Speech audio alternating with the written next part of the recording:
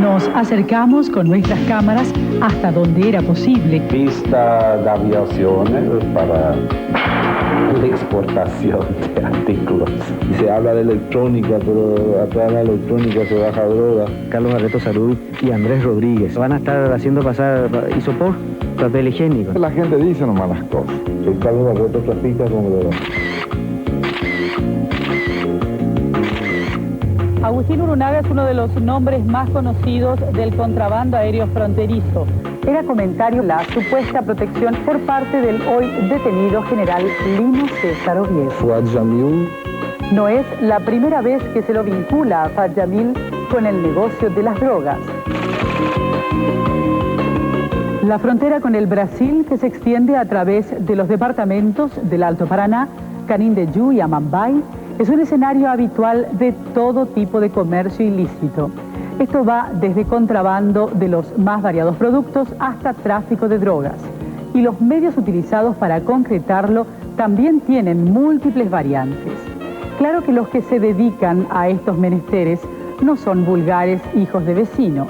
Por el contrario, son personajes que se desenvuelven en medios social y económicamente elevados, y en consecuencia tienen un alto grado de impunidad. Es cierto que algunos de esos nombres son frecuentemente vinculados con estos hechos, pero casi siempre salen airosos. Incluso es comentario habitual que cuentan con protecciones de altas esferas para llevar adelante sus actividades.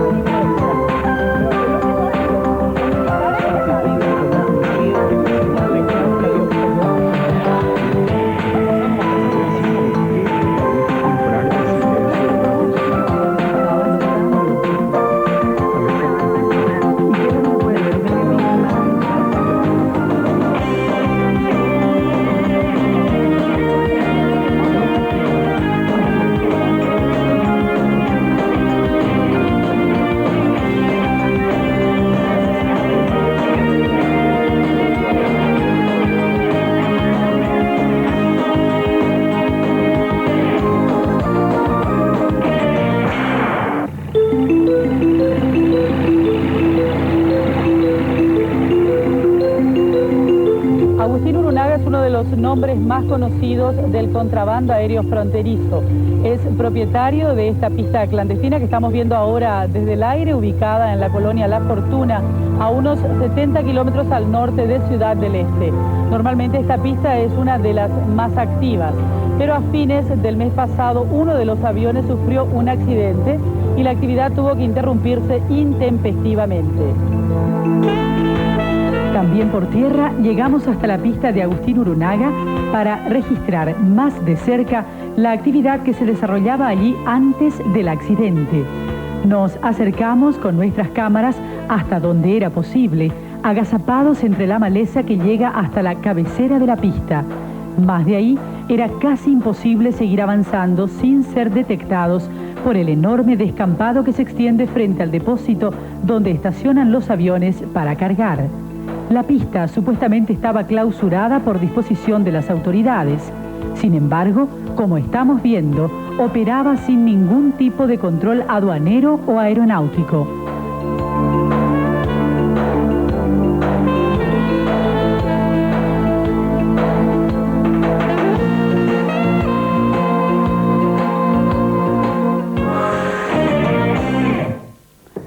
Otro nombre que es frecuentemente vinculado con el contrabando fronterizo es el del gobernador del Alto Paraná, Carlos Barreto Sarubi, cuya pista en Hernandarias actualmente no está operando. Pero esto aparentemente no sería un impedimento para seguir haciendo negocios desde otras pistas clandestinas. La pista de Barreto Sarubi, actualmente inactiva, tiene una larga historia en el comercio ilegal. Sus primeros laureles en este rubro salieron a luz en los años 70, en aquel famoso libro Conexión Latina, donde se incluían los nombres de personajes poderosos de aquella época, como el jefe de investigaciones, Pastor Coronel, los generales Patricio Colmán y Andrés Rodríguez, además de otros civiles notorios de entonces. Ustedes saben la historia de esta pista, ¿verdad? Que había estado operando por Naput, hubo carnavales, un montón de gente que estaban ligados al mundo del narcotráfico, ¿verdad? Bien identificados por estar operando. El piloto Juan Domingo Viveros Cartes, más conocido como Papacho, en una entrevista realizada aproximadamente un año atrás, también hablaba de los orígenes de esta pista y de los negocios que sus propietarios operaban desde allí. Esa pista era de Rodríguez. Eso operaba directamente Rodríguez. Y el encargado del depósito de la mercadería que tenían ahí, porque esa pista trabajaba de esta forma.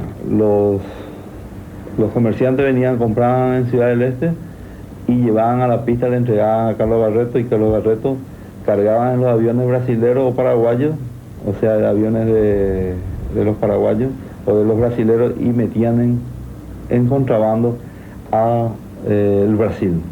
Y en parte iba también a la Argentina de esa pista. De esa pista, de ese trabajo que hacía Carlos Barreto de encargado de depósito, después tanto fue el volumen de trabajo que quedó prácticamente él como uno de los más potentados de la zona. Esta pista, ya estando inactiva hace unos meses, volvió repentinamente a la notoriedad cuando una investigación del periodista Héctor Guerín posibilitó el descubrimiento de los restos de 2 aviones enterrados en una propiedad colindante, perteneciente a un inversor suizo. Hasta allí se prolongaba antes la cabecera de la pista, sin que el propietario pudiera impedirlo debido al poder que ejercían los intrusos.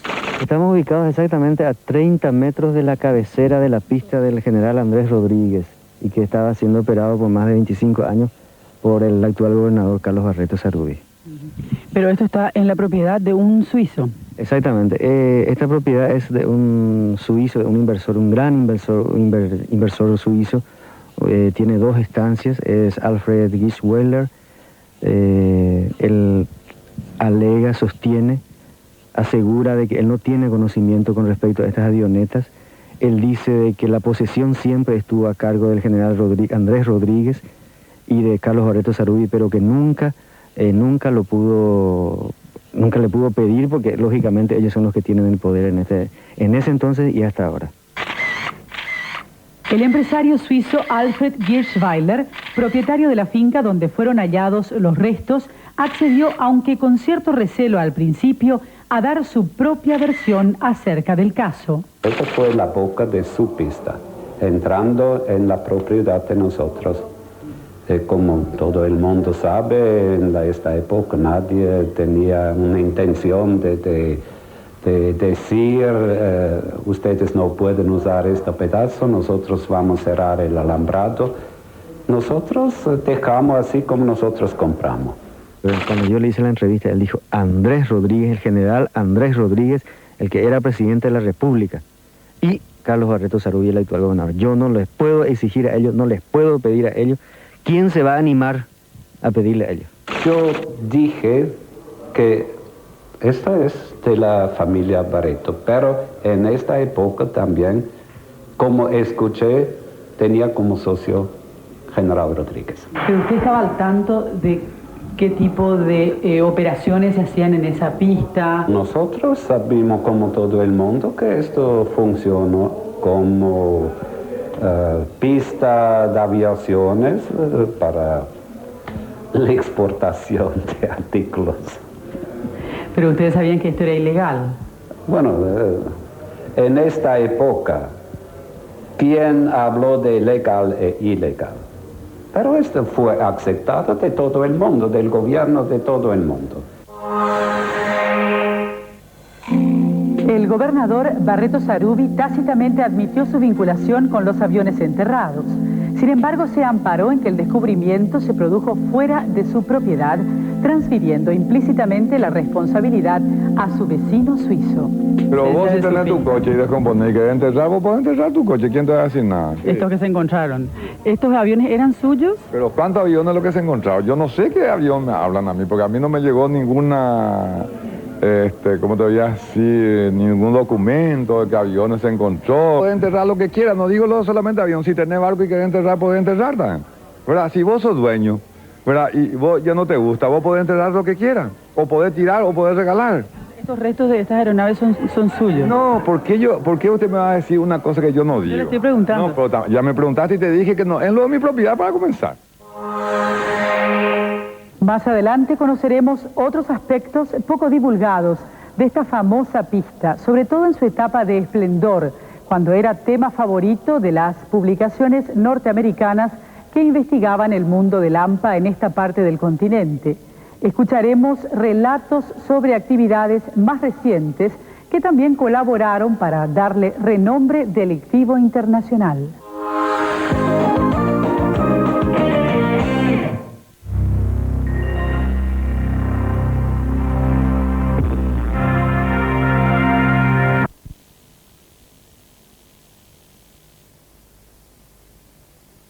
Pasó 6 años en prisión por un sonado caso de narcotráfico, conjuntamente con el desaparecido capo mafioso Adilson Rosati. Después de recuperar su libertad, reapareció en extraños vínculos con la agencia norteamericana antidrogas DEA, lo que da lugar a múltiples disquisiciones sobre si sus actividades habituales se desenvuelven dentro o fuera de la ley. Pero al mismo tiempo hace suponer que cuando habla del mundo del AMPA, Viveros Cartes lo hace con conocimiento de causa. ¿Quién es Felipe Ramírez? De los nombres que normalmente se manejan como supuestamente ligados al mundo de las drogas, evidentemente no es muy conocido. Sin embargo, según Papacho Viveros Cartes, estaría fuertemente ligado con el negocio a través del poderoso empresario fronterizo Fad Yamil. Felipe Ramírez. Felipe Ramírez es un traficante bastante conocido en Pedro Juan. Trabajaba como sería Nexo. ¿Cómo se llama? Como controlador, fiscalizador de toda la mercadería que mandaba el turco para Europa y para Estados Unidos. Él hacía ese trabajo. Felipe Ramírez extrañamente tuvo una estrecha relación familiar con Viveros Cartes por haber estado casado con una hermana suya. Cuando se le consultó sobre las acusaciones de su excuñado, dijo que estaba dispuesto a responderle, pero que lo haría previa consulta con su abogado. Prometió que él mismo se pondría en contacto con la producción del Ojo para ejercer su derecho a réplica, pero hasta el momento de editar este programa, tal comunicación no se concretó. La conversación que vamos a reproducir a continuación fue grabada con una cámara oculta como una constancia de que hemos ido a escuchar también la otra campana. Disculpe, que ya que me traiga un documento que consta que yo no, pero yo no hago solamente por nombrar uno que va a Viveros Cartes. Él es ladrón de vehículos en el Paraguay. ¿Quién, papá? Papá. Traficante de vehículos, traficante de drogas, ¿verdad? Y traficante de aviones. ¿Qué quiere no hacer? ¿Usted cree que eso es bueno? Y va a venir a hablar de honestidad y eso todo. Aparte de eso, yo le voy a decir que él muy poco le conoce a la familia. ¿Sabes que él, como tuvieron a veces agarrado una mercadería en el Chaco, entonces ya la gente se le calla, ya nadie le cierra la boca, habla como si, no sé, se le dé manija. Y yo le conozco a la familia que a mí, ¿verdad? Pero allá en Pedro Juan Caballero cualquier perro se muere y ya le quieren hablar, ¿sabes? Que ellos mataron, que ellos fulano, seguro que ya es fulano, yo para eso se habla de más, para mí se habla de más, porque son gente que ayuda a mucha gente, ¿verdad?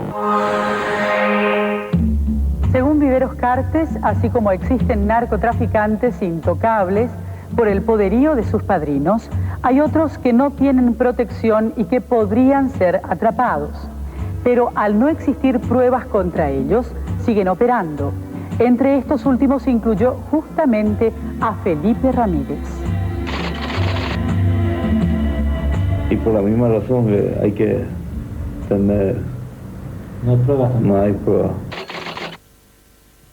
Yo no sé por qué se habla y tanto se le cae a esa gente, porque ellos para mí hay una diferencia muy grande con un Juan Domingo Iberos Carce y un Fabio Yamil, porque ellos son industriales, son empresarios. Es grande la diferencia un ladrón contra un comerciante o un industrial. No sé si ustedes están enterados, son para mí, y dicen que, según los periódicos, según la estadística, ¿verdad?, que son el segundo del mundo en plantación de café, y está dentro de nuestro país. No sé si ustedes están enterados de eso.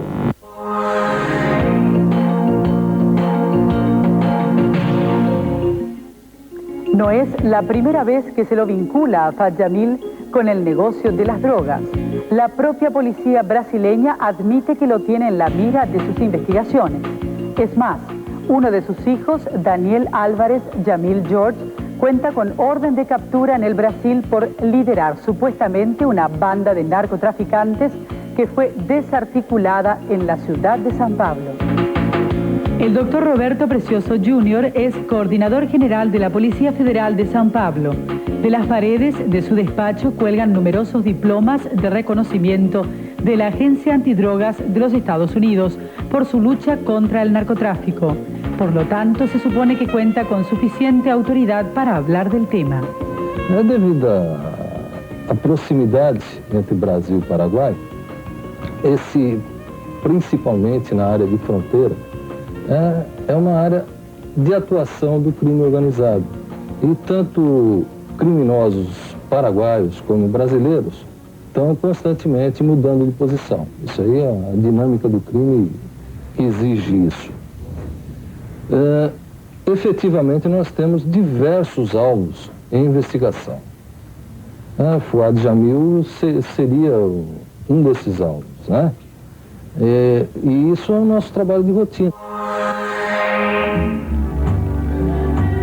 Precioso Jr. también confirmó la orden de captura contra el hijo de Fat Yamil. Existe uma ordem de prisão contra ele. ¿Concretamente es contra el hijo o contra él? Contra o filho. Contra el filho. ¿Y es por qué caso? Envolvimento com narcotráfico. Según informaciones que manejan fuentes policiales y de la prensa, hasta la ciudad de São Paulo ingresan mensualmente unos 500 kilos de cocaína procedentes de la ciudad paraguaya de Pedro Juan Caballero. La policía brasileña cuenta con informaciones de que el hijo de Yamil estaría residiendo en Pedro Juan Caballero y pidió su captura a las autoridades paraguayas. Se ele estiver em território paraguaio localizado, logicamente ele será preso. Justamente en momentos en que se editaba este programa, se tuvo conocimiento a través de los diarios que el hijo de Fat Yamil, Daniel Álvarez Yamil George, fue detenido por la Policía Federal brasileña. Otro nombre muy conocido en la zona fronteriza de Amambay, mencionado también frecuentemente como un fuerte proveedor de cocaína en el Brasil, es el empresario de origen japonés Celio Uemura, radicado en Ponta Porá. El coordinador de la Policía Federal admitió que se lo investiga, pero que no se concretó ningún proceso contra él. Existem investigações, tá? Mas concretamente eu não posso dizer nada, eu só falo de casos concretos. Celio Uemura es un comerciante japonés, de una familia japonesa. Trabaja bastante fuerte para San Paulo, en el tráfico de drogas. Tiene un equipo bastante fuerte de proveedores de bolivianos. Tiene una casa donde le da hospedaje a los bolivianos que le traen la carga, la droga. Y es un cartel bastante importante de la ciudad de Pedro Juan y de Punta Porá. Según Viveros Cartes, en Pedro Juan Caballero no solo se trafica con drogas, sino que se blanquea dinero proveniente del narcotráfico. Implicó en tal actividad al Banco Amambay. Y uno de los socios, el socio comercial de Adilson Rosati y de padre Yamil, es Horacio Cartes, que es presidente del banco. Y el que maneja. Sí, los dos tenían, operaban en grande con ese banco, operan en grande.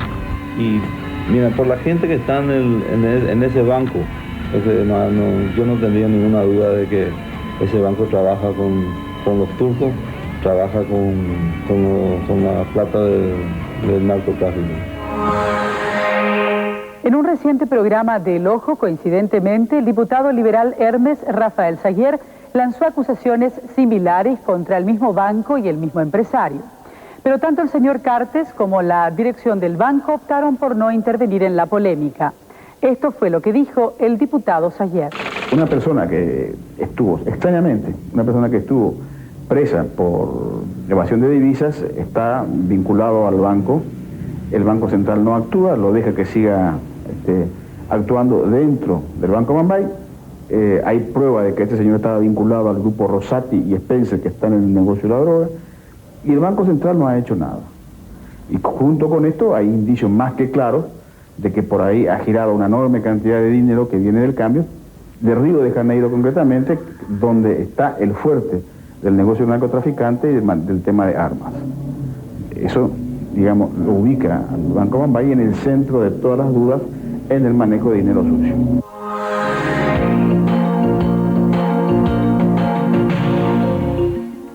A través de la corresponsalía de la red privada de comunicación en Pedro Juan Caballero, hemos gestionado también una entrevista con los Yamil, padre e hijo.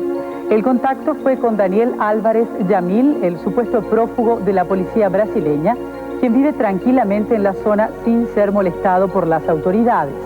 En principio, Daniel dio su acuerdo para la entrevista, pero después la descartó alegando razones laborales. Por otro lado, al empresario Celio Uemura no fue posible ubicarlo.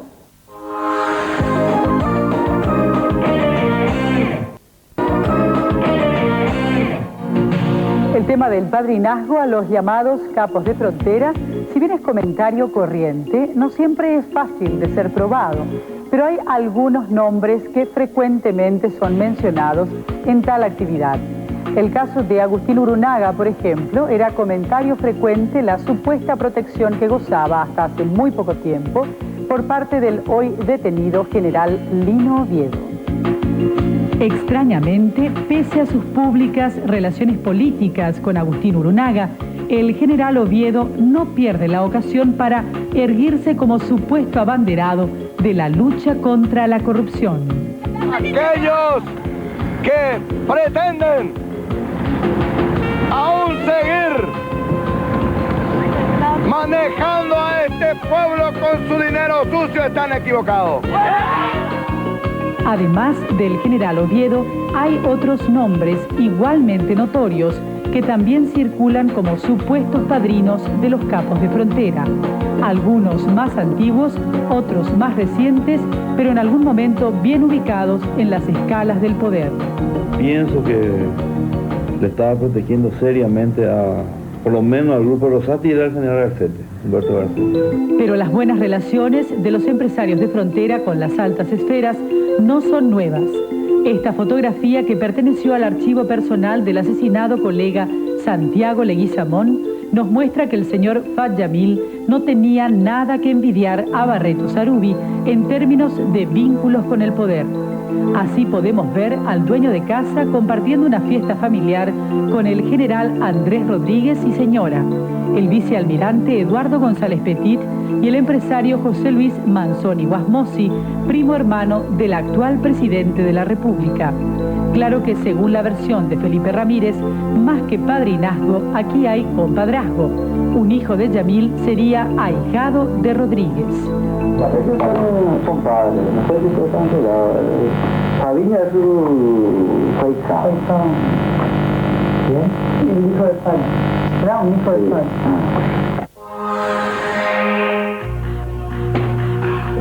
Viveros Cartes cree que las relaciones de Rodríguez con Yamil van más allá del simple compadrazgo y vuelve a poner sobre la mesa el tema de la supuesta protección. Pero según Felipe Ramírez, su excuñado dice cualquier cosa. ¿Sabe qué es lo que pasa? Él habla hasta por los codos porque no sabe. Sabe Yamil para que él hable. ¿Sabe qué tiene que hacer primero él? Gárgara con creolina y después pronunciar el nombre de César Emilio. Pues vale, así mismo y le voy a decir en cualquier parte a usted y a cualquiera le voy a decir. Que vaya a mirar primero cuántos millones de dólares o millones de guaraníes anual mete al fisco el señor Yamil y mire, con el perdón de la palabra, cuánta cagada al año hace Viveros Cartes. Eso es lo que tiene que mirar, señora. Sí. No, usted no le puede comparar un ladrón con un comerciante. Jamás. El gobernador del Alto Paraná negó haber tenido relaciones comerciales con el general Andrés Rodríguez, contrariando las versiones que circulan desde hace muchos años en torno a la famosa pista de Hernandarias. Dijo que los vínculos entre ambos son solamente amistosos. Mi amigo, no puedo negar jamás que sea mi amigo. Socio comercial nunca fuimos amigos, ¿verdad? No hay obligación de que uno sea socio comercial con la gente, ¿verdad? Te imaginas que yo tengo muchísimos amigos, pero no todos ellos son mis socios comerciales. ¿Y cómo explica que él esté operando en su pista? Es mirante la explicación, pero hace un intento de explicación en realidad. No puede demostrar lo contrario si los documentos dicen de que esa pista es de él. La pista era del general Rodríguez. Barreto sí toda la vida trabajó con el general Rodríguez. Y el general Rodríguez está tiene un poder acá en el Paraguay que es de público conocimiento. Todo el mundo le conoce. De manera que le protege a Barreto del general Rodríguez, no le van a tocar nunca.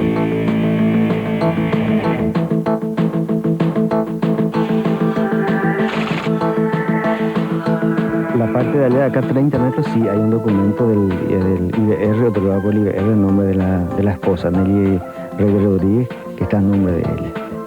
Tal como dice el colega Héctor Guerín, existen documentos que acreditan que la propiedad donde está ubicada la pista pertenecía a la señora Nelly Rey de Rodríguez, esposa del general Andrés Rodríguez. Y no importa que esté a nombre de una persona, acaso que a veces vos si no tenés casa vos alquilás una casa a otra gente para vivir. ¿No te parece? O un campo, hay gente que alquila campo para su ganado porque él no tiene el campo. ¿Es cierto o no es cierto? Y aparte de eso, hay una oportunidad que vos tenés que a veces alquilar la casa, ya te encariñaste con la casa y vos tenés la opción de compra. Entonces el dueño quiere vender y vos sos la que le comprás. Y así nomás son... En la vida hay transacciones comerciales, sí existen. Ya hemos dicho que esta pista, actualmente clausurada, tiene un largo historial. Y fue la prensa internacional la que primeramente divulgó su fama ante la férrea censura periodística que la dictadura ejercía sobre los medios nacionales en aquellos años. Además, el temor de la gente silenciaba todo, según confesó una antigua pobladora brasileña de la zona que pidió no ser identificada para evitar posibles represalias. Nosotros mesmo sabe já, mesmo que havia muito mato gente que organizava, então e essa era ¿cuántos aviones se calcula más o menos por día que bajaban con mercadería? Unos nunca bajan 10 aviones durante el día. Y ahí por la noche até que nosotros dormimos escuchamos bastante también, porque hasta las horas de la noche que venía más. 150 personales tenía trabajando ahí en esa pista. 150 personales tenía trabajando. Y eso no lo digo yo, lo dijo él en su momento, lo dijo su hijo Juan Carlos Barreto. Entonces, era un operativo acá, este era el centro del el comando de todas las ilicitudes habidas y por haber. Evidentemente, el contrabando aéreo fue el pilar de la actividad comercial en esta famosa pista, independientemente de quién sea o quién haya sido su verdadero propietario. Al respecto, vamos a seguir escuchando testimonios en el próximo bloque.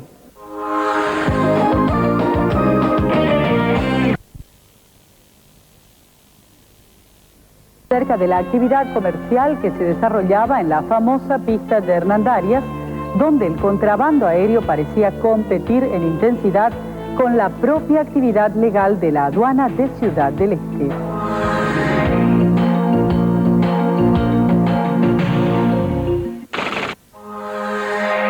Y esto es como dijo Mario Audo Benítez, trabajaba las 24 horas del día, inclusive la noche, ¿verdad? Entonces, y la cantidad que operaba, bueno, de 30 a 35 avionetas por día cuando había luz.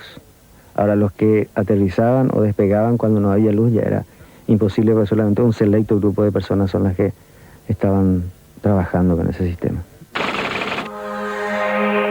Si no es un delito que un avión baje sin ninguna autorización de la LINAC, sin ningún telegrama, sin control de la aduana, sin nada, baje en la pista de Carlos Barreto, entonces solo bajar ya es un delito y él está aceptando eso. Eso ya puede ser como cabeza de proceso, se puede usar. Y bajan como 20 aviones por día, o 30 o 40 aviones. De manera que se le puede hacer 20 procesos, 30 procesos por día se le puede hacer a Carlos Barreto, pero nadie se anima a hacerlo.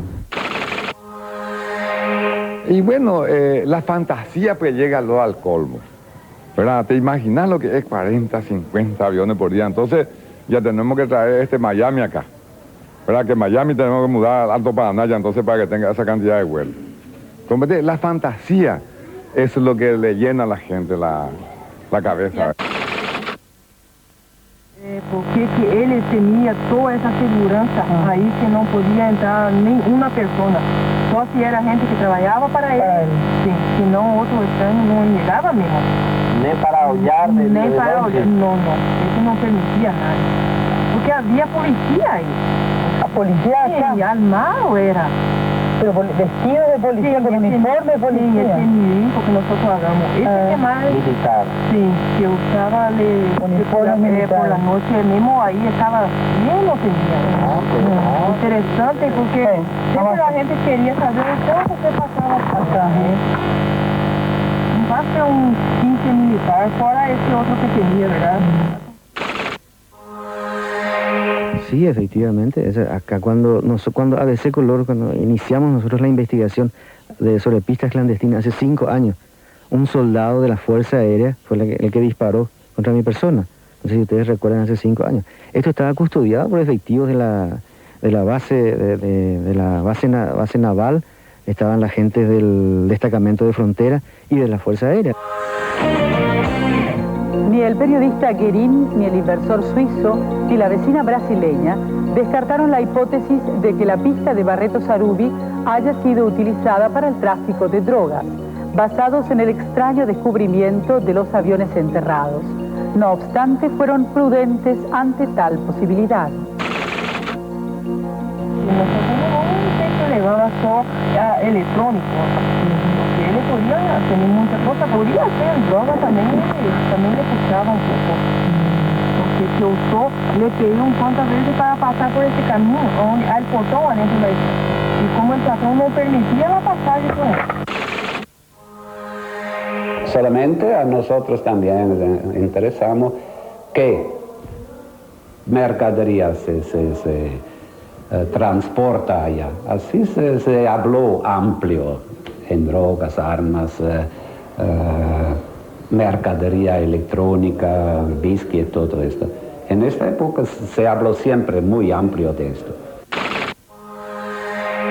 Yo no te puedo asegurar de que sí, efectivamente, acá se trafica con droga. Pero un avión con matrícula argentina enterrada, otro avión enterrado allá, efectivos militares custodiando esto, 150 personas trabajando, en la inmensa fortuna que cuenta Carlos Barreto Sarubi y Andrés Rodríguez, que van a estar haciendo pasar isopor, papel higiénico, no creo. O sea, vendiendo empanadas acá en la pista con una estación de servicio adentro. No sé. El piloto Viveros Cartes aseguró que el propio Barreto Sarubi estaba involucrado en el narcotráfico. Es conocido que en Ciudad del Este Carlos Barreto trafica con drogas. La pista de Carlos Barreto se usa para el tráfico de droga. Hoy día si quieres comprar droga de Bolivia te entregan en Ciudad del Este a través de la pista de Carlos Barreto. Posiblemente diga ese piloto, yo nunca tuve conocimiento, ¿verdad? Ahora tengo ese conocimiento de parte tuya, ahora a mí jamás vinieron a hablarme de droga ni de nada. ¿Usted nunca estuvo en contacto con él, con Domingo Viveros Cartes? Lo conocía a él, pero jamás tuve un contacto directo así de trabajo ni de nada con él, ¿verdad? Aparte la gente dice nomás las cosas. Entonces si yo tuviera así trabajado en droga, tenía que ser el más magnate del mundo. Nadie podía ser más magnate que Carlos Barreto si trabajaba en droga. Los vecinos de la zona aseguran que también en la pista de Barreto Sarubi se estrelló un avión años atrás cuando realizaba un vuelo nocturno. No descartan que los restos encontrados pertenezcan a ese avión. Y cuando ahí en el cerca, un poco cerca donde entramos en ese portón, se cayó una más que cayó una base a 1 de la mañana. Y nosotros despertamos cuando se cayó y cuando llegamos allá ya no había más nada. Podría ser, yo, como dije, un avión cayó en la mañana temprano. Esto podría ser ese avión, pero no tenemos conocimiento. ¿Ese avión cayó cerca del casco de la estancia? Sí. No. En la línea de la pista, más o menos 400 metros más dentro de la propiedad. Muchas de las cosas que ocurrían en el lugar nunca fueron divulgadas por temor a posibles represalias, según nuestra informante brasileña, y sus motivos son por demás convincentes.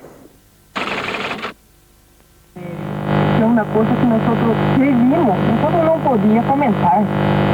Vivimos infectado, ¿verdad? Podría ser muy peligroso. Sí, peligroso de matar, ¿no? ¿Y ustedes supieron de alguien que hayan matado aquí, alguien que haya intentado entrar y haya estado muerto? Nosotros sabíamos una vez, ahí hay un portón y no sabemos por qué dice que había un tipo muerto en el portón con una cadena por la boca. Agora ninguém quis para nosotros si era gente de Barreto que le habló algo. Só encontraron a esta persona que estaba dentro de su propiedad, muerto con esta cadena por su boca. Por eso también que nosotros queremos no podía nem mirar más nada, ¿no? Si miramos que estaba bien y que nosotros estábamos mirando y así nosotros. ¿Ustedes creían que...? Sí, quería matar. Estoy seguro que quería matar. Naquela época era muy feo, muy peligroso. Según las versiones, la clausura de la pista no le afectó mucho a su propietario, ya que solo cambió de lugar y sigue operando desde otra pista. Cambió de lugar. Pero el comentario que sigue. Sí, el comentario que sigue. ¿Y dónde no sabe usted dónde quedó? Pero usted escuchó que está así. Sí, que sigue trabajando en otra parte. Pero están operando en pistas móviles, es decir, agarran, alquilan, arriendan un campo, hacen un trabajo de terraplenado, de limpieza rápida y total tienen la máquina de la gobernación. La máquina de la gobernación está constantemente por el interior del país. En un ratito, en media hora, mediodía hacen una pista, utilizan 2 o 3 semanas, después se van a otro lugar sin ningún problema. La policía brasileña también sostiene la tesis de que las pistas clandestinas de la frontera son utilizadas para el narcotráfico y que la situación geográfica de Paraguay y Brasil facilita esta actividad. Veja bem, tanto o Brasil como o Paraguai possuem uma posição que eu classificaria de desgraçadamente privilegiada, que nós fazemos fronteira com os países produtores, fontes, tá? E tanto o Brasil como o Paraguai se constituem num corredor de exportação. De trânsito. Então, esse comércio do narcotráfico, tanto em relação ao Brasil como ao Paraguai, é intenso, porque nós nos constituímos num corredor de exportação para a cocaína. Estados Unidos, señora, entra droga en su país, el país más moderno del mundo, y son 40 millones de habitantes americanos que son drogadictos, ¿verdad? Si ellos no pueden cuidar, Paraguay es un país pobre, Brasil es un país pobre, ¿te parece que puede cuidar? Los americanos, vos sos inteligente, ¿verdad? 40 millones están drogados los americanos, ¿verdad? Y ellos permiten que entre la droga en su país, con todo lo moderno que tienen, ¿verdad? Te calcula que una bomba, una vuelta tiraron y le tiraron a ese ya, en su búnker a ese señor, ¿verdad? ¿Y cómo no va a poder controlar los aviones que entran allá ellos? O si es que entran. ¿Usted es amigo de Fat Yamil? No, no soy amigo. ¿No lo conoce? Solamente lo conozco, pero amigo no soy. Nunca me senté con él en una mesa, nunca estuve con él en una mesa, entonces no puedo decir que es mi amigo. El gobernador del Alto Paraná tiene una pintoresca versión de las investigaciones realizadas por el colega Héctor Guerín sobre sus actividades. Dijo que son productos de la envidia. Guerín entendió el mensaje y le devolvió la gentileza. Carlos Barreto es líder y él es periodista, ¿verdad? Acá, y él no puede ser jamás Carlos Barreto. Yo sé que a Carlos Barreto él le envidia muchas cosas en su vida, ¿verdad? Que él jamás puede acceder a lo que accedió Carlos Barreto. Entonces, él es un muchacho, ¿verdad? Que me envidia. ¿Entendés lo que es la envidia? ¿Verdad? Porque él no puede acceder a lo que yo accedí. Y tengo envidia por la impunidad que goza, porque es impresionante la impunidad que tiene. Yo creo que ningún delincuente goza de esa impunidad que él goza, al igual que su socio Andrés Rodríguez. La impunidad que tiene es una cosa tremenda, y eso me causa envidia, porque no solamente a mí, sino a todos los delincuentes habido y por haber, porque ¿quién no querría venir a vivir acá en el Paraguay para tener la impunidad que ellos tienen? ¿Qué opina respecto a las acusaciones que hay sobre la actuación del general Rodríguez en el tema narcotráfico? Y mire señora, yo lo que les puedo decir, que la gente dice las cosas, pero yo me voy a lo que se comprueba, ¿verdad? Para eso está la justicia. Aparte de eso, yo le voy a decir una cosa. El general Rodríguez, la gente dice muchas cosas, hoy los periódicos, es fácil cuando ya vos no estás en un cargo, ya la gente dice, mira, cuando vos ya estás mal o ya salís, todo el mundo quiere echarte ley, ¿verdad? Medio así es la vida, ¿verdad? Eso es una cosa normal. Ni Dios dio gusto a la gente, ¿verdad? Pero cuando el general Rodríguez, ¿verdad? Hizo la revolución y lo sacó al presidente Stroessner, ¿verdad? Yo me acuerdo que el pueblo liberal, el pueblo, todo el país, una gran parte, ¿verdad? Liberal, encuentrista, comunista y todo, fueron a avivarle al general Rodríguez, ¿verdad? Porque dio la libertad de expresión acá en nuestro país, ¿verdad? Pero hoy es, según la prensa o alguna gente, el peor tipo que existe en el mundo, ¿verdad? Yo creo que la gente también tiene que ser un poco reconocida en la vida. Carlos Barreto está respaldado poderosamente por Rodríguez. Es obvio que todas esas pistas de Ciudad del Este ahora que la DINAC no controla, se trafica. Se habla de electrónica, pero atrás de la electrónica se baja droga. El gobernador no parece preocuparse por las acusaciones y hasta ridiculiza la posibilidad de que pueda ser procesado, aunque se puede interpretar que sus palabras denotan cierta traición del subconsciente. ¿Verdad? Y yo no tengo nada invertido en otra parte del mundo, todo en el Paraguay, ¿verdad? Porque si me voy a la cárcel yo alguna vez, no me quiero ir a la cárcel de Alemania, me quiero ir a la cárcel paraguaya donde voy a comer boriborí, locro y voy a hablar guaraní. Frecuentemente se anuncian con gran pompa supuestas medidas drásticas contra las pistas clandestinas que inundan las zonas fronterizas. Pero en los hechos nunca existe un resultado relevante. La opinión pública es testigo diario de esta realidad. Mientras esto continúe y sobre todo lo que es más grave, mientras las propias autoridades persistan en coqueteos políticos, amistosos y hasta comerciales con quienes lucran con estas actividades, el país seguirá siendo una escuela de delincuencia y la población quedará sometida a la voluntad de los zampones.